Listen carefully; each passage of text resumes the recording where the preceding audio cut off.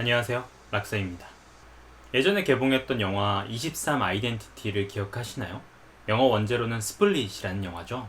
M. 나이트 샤말란 감독의 제임스 맥어보이 주연으로 23개의 인격을 가진 사람의 이야기였습니다. 23개나?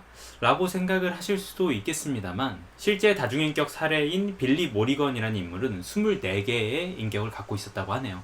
그리고 이 빌리 모리건이 법정에서 최초로 이 다중인격을 사유로 무죄를 선고받은 사람이기도 하고요. 사실 이 다중인격 혹은 이중인격 소재는 우리에게 더 이상 낯선 소재는 아닙니다. 상당히 친숙한 소재죠. 그래서 마치 가끔은 이런 경우가 좀 흔한 경우처럼 생각되기도 합니다. 하지만 이중인격은 사실 전혀 흔한 경우가 아닙니다.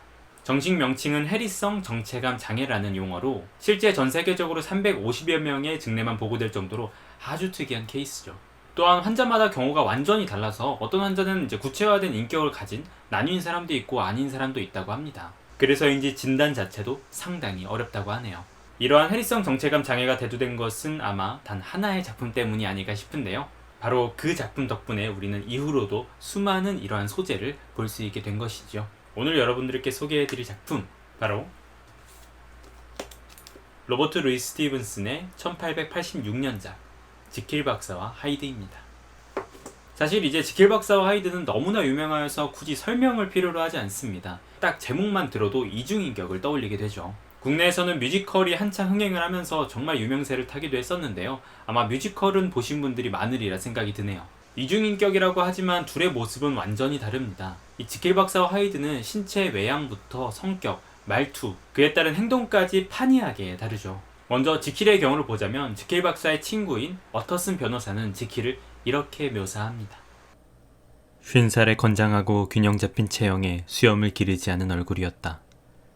무언가 숨기는 듯한 인상도 주었지만 포용력과 친절함이 풍겼고 그가 워터슨을 바라보는 표정에서는 진정이 담긴 따뜻한 애정을 읽을 수 있었다. 책에서 묘사되는 지킬은 이렇게 사회적으로 평판도 좋고 재산도 많고 잘생기고 건장한 인물입니다. 이런 지킬이 악한 짓을 하는 것은 참 상상이 가지 않는 일이기는 하죠. 이미 대부분 아시겠지만 지킬은 약을 제조해서 그 약을 먹고 하이드라는 존재를 만들어내죠. 그런데 앞선 지킬의 설명대로라면 왜? 굳이? 그토록 평판도 좋고 잘생기고 재산도 많은 지킬이 왜 굳이? 그러한 사실이 잘 납득이 가지 않으실 수도 있겠죠. 그러나 언제나 사람은 완벽하지 않은 법이죠. 지킬에게도 결점은 있었고 지킬 스스로도 그 결점을 잘 알고 있습니다. 나의 큰 단점은 쾌락을 탐하는 성향이었다. 쾌락은 많은 사람을 행복하게 하지만 고고한 자긍심으로 대중들 앞에서 철저하게 근엄한 모습을 보이고 싶다는 오만한 욕망을 가진 내게 쾌락은 양립하기 어려운 것이었다. 자신의 성향을 잘 알고 있던 지킬은 상당히 이중적인 생활을 해왔었습니다. 그는 자신이 정한 고귀한 가치관에 따라 거의 병적인 수치심으로 자신의 부조리를 감췄다라고 고백합니다. 지킬에게 이러한 욕망의 상충은 정말 견디기 힘든 것이었습니다. 그래서 그는 이윽고 이 두 욕망의 분리를 생각해내죠. 나는 생각했다. 만약 각각의 본성을 별개의 개체에 담을 수 있다면 참을 수 없는 모든 것으로부터 자유롭게 사는 일이 가능해지지 않을까? 부조리한 존재는 그의 고결한 쌍둥이의 열망과 자책으로부터 해방되어 그만의 길을 가고 정의로운 존재는 흔들림 없이 확고하게 높은 곳을 향한 그의 길을 가면 될 것이다. 그는 선행을 하는 가운데 기쁨을 느낄 것이며 더 이상 이질적인 악마가 행하는 불명의 탓에 괴로워할 필요가 없는 것이다. 이들 모순되는 한 쌍이 함께 묶였다는 것은 고뇌하는 의식이라는 자궁 속에 이렇게 극과 극인 쌍둥이가 계속 갈등하며 함께 지내야 한다는 것은 인류가 받은 저주였다. 인류가 받은 저주. 지킬이 생각하기에 인간은 내면의 이러한 욕구를 둘 다 가지고 있는 존재입니다. 비단 자신뿐만 아니라 모든 인간이 내면의 상충된 욕망을 가지고 있다고 생각하는 것이죠. 아무래도 고개를 끄덕이기 어려운 부분은 아닙니다. 실제로 우리는 선하게 살아야 한다고 교육을 받고 그러기 위해서 노력하기도 하지만 간간히 차오르는 우리 내면의 어떤 분노와 증오는 부정할 수가 없는 사실이긴 하죠. 모든 인간이 그런 것은 아니다. 분명히 온전히 선하기만 한 사람도 있을 것이다 라고 주장하실 수도 있겠습니다만 정말 그렇다면 지킬 박사의 의견 그리고 거기에 동의하는 제 의견이 틀린 것이겠죠. 그리고 저 역시 진심으로 그러길 바랍니다만 아무래도 아직까지는 이 지킬 박사의 손을 들어주는 수밖에 없겠죠. 결과적으로 지킬 박사는 성공합니다. 철저히 우연의 산물로서 말이죠. 그는 신체가 변형되는 극심한 고통에도 불구하고 이러한 결과에 상당히 만족합니다. 자신이 원하는 대로 지킬은 자신 내면에 있는 어떤 추악한 욕망들에 대해서 죄책감을 가지지 않게 되었고, 그러한 부분들은 모두 하이드가 떠맡게 되는 것이죠. 감각이 뭔가 낯설었다. 뭔가 표현할 수 없을 정도로 새로웠고 그 새로움 때문인지 믿을 수 없을 만큼 달콤했다. 내 육체는 더 젊어지고 더 가벼워지고 더 행복해졌다. 나는 그 육체 안에서 마치 환상 속에서 물방아에 물이 흐르듯 무모한 무분별과 무질서한 관능적 이미지의 물결이 흐르는 것을 의식했다.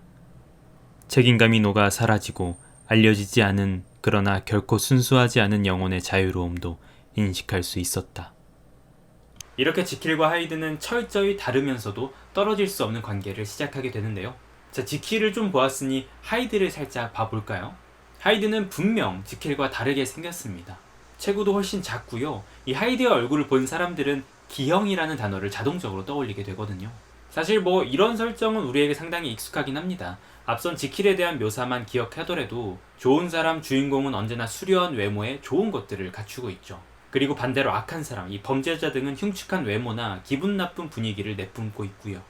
이러한 공식이 지킬 박사와 하이드에도 동일하게 적용이 되어 있는 거겠죠. 이야기가 뒤로 흐르고 시간이 흐르면서 하이드는 점점 날뛰기 시작합니다. 하이드의 악을 지킬이 통제할 수 없는 수준으로 치닫기 시작하죠. 대표적으로 작품 내에서 두 가지 사건을 예시로 들 수 있겠는데요. 첫째는 부딪혀 넘어진 아이를 무참히 짓밟고 간 일, 두 번째는 평판이 좋은 노신사 커루경을 야심한 밤에 지팡이로 때려 죽인 일이죠. 분명 정황상 이 두 사건은 하이드가 저지른 일이 맞습니다. 그리고 그게 확실하다면 분명히 하이드가 책임을 져야겠죠. 그렇다면 하이드가 저지른 이러한 악행들에 대해서 지킬은 완전히 무고한 것일까요? 한 몸에 있는 다른 존재로서 하이드가 범죄를 저지를 때 지킬이 관여하지 못한 것은 사실입니다.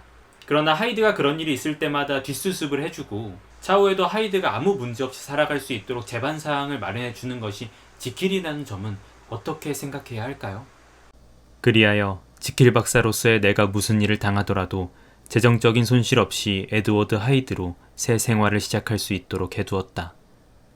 그렇게 내가 생각했던 대로 모든 면의 대비를 끝내자 나는 내 상황에 기이한 면책에서 오는 득을 보기 시작했다. 상황이 점점 악화되고 모든 진실이 밝혀지려는 순간 결국 파국에 이릅니다. 마지막에 방문을 부수고 들어간 지킬의 방에서 어터슨이 본 것은 과연 무엇이었을까요? 1886년에 출간된 지킬 박사와 하이드는 당시로서는 상당히 무섭고 파격적인 작품이었습니다. 이 이중인격이란 소재도 흔하지 않았을 뿐더러 인간 내면에 자리 잡은 악함에 대한 조명이 사람들을 두려움에 떨게 했죠. 이로 인하여 두려움의 대상, 그 존재가 인간 외부에만 있는 것이 아니라 인간 내면의 존재까지 포함하게 되었으니까요. 지킬 박사와 하이드를 읽고 나면 뭐 이런 생각도 들긴 합니다. 나는 과연 온전한 하나의 자아인가? 사실 여러 가지 내면의 자아 중에서 그때그때 상황에 맞춰 튀어나오는 아주 복합적인 존재가 아닐까? 간혹 내 자신이 너무나 낯선 행동을 하여서 이전과는 너무 다르다는 느낌이 들 때 섬뜩한 기분이 들기도 하죠. 그러나 앞서 말했듯이 이 해리성 정체감 장애, 이중인격은 절대 흔한 경우가 아닙니다. 그러니 우리 주변 대부분이 이러한 경우에 해당하지 않는다고 봐야겠죠. 아무리 주변의 친구, 상사 등이 이상하게 보여도 말이죠. 이 작품을 읽고 나면 유독 하나의 이미지가 기억에 남습니다. 달빛이 환히 비추는 밤 어두운 골목. 그 적막한 골목에서 지팡이로 노인을 때려 죽이는 하이드의 모습. 그리고 그 모습을 멀리서 지켜보는 나의 시선. 물론 그럴 리는 없겠지만 이 지켜보는 입장에서 지켜봄을 당하는 입장이 되어서는 절대 안 되겠죠. 언제고 사라지지 않고 떼어낼 수도 없는 관계의 공포. 오늘의 작품 지킬 박사와 하이드였습니다. 오늘의 책 이야기는 어떠셨나요, 여러분? 사실 이 지킬 박사와 하이드 텍스트로 읽어보신 분은 또 많지가 않죠. 이 책이 이렇게 두꺼워 보여도 실제로는 이 지킬 박사 하이드는 약 100페이지 정도 조금 넘어가는 수준의 아주 짧은 작품입니다. 이 펭귄 판본 같은 경우도 뒤에 뭐 시체도둑이라든지 오랄라라든지 이 다른 단편들이 실려 있어요. 아마 200~300페이지가 넘어가는 지킬 박사 하이드 다른 판본들이라면 그건 역시도 이 지킬 박사 하이드만 있는 것이 아니라 내부에 다른 단편들이 아마 섞여 있을 거예요. 그러니 약 100페이지 정도라고 이야기를 한다면 사실 하루 이틀 만에 충분히 읽으실 수 있는 작품이고요. 이번 기회에 한번 이렇게 읽어보시는 건 어떨까 싶네요. 물론 지금 요 펭귄 클래식에서 나온 지킬박스 하이드 같은 경우는 사실 품절이라서 아마 다른 판본으로 구하셔야겠지만 말이죠. 저도 옛날에 한 몇 년 전에 요거를 중고로 샀던 거거든요. 아무튼 짧으면서도 재미있고 여름에 좀 어울리는 소설이 아닌가 싶습니다. 그럼 지금까지 락서였고요. 오늘 영상도 재미있게 보셨다면 여러분들 구독, 좋아요, 댓글 잊지 말아주시고요. 언제든 모든 피드백에 대해서 저는 열려 있습니다. 날이 너무 더우니까 더위도 조심하시고요.